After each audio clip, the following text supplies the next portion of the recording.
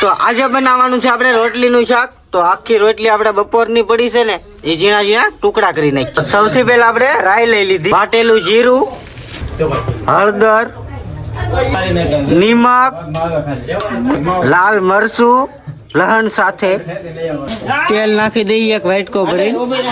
તેલ ને રાઈ મેકી દીધું છે તપેલું ચૂલા ઉપર. તો લઈ લીધી છે શાહી દૂધ જેવી થાળી, ઢાંકી દીધી છે.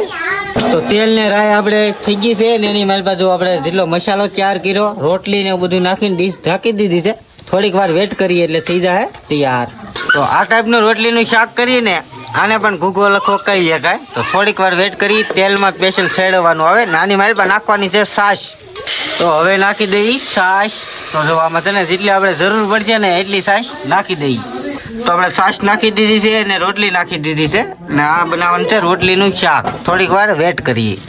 તો મસ્ત મજાનો છે ને ઘૂઘો લખો થઈ ગયો છે તૈયાર. તે તો આપણે રોટલીનું શાક થઈ ગયું છે.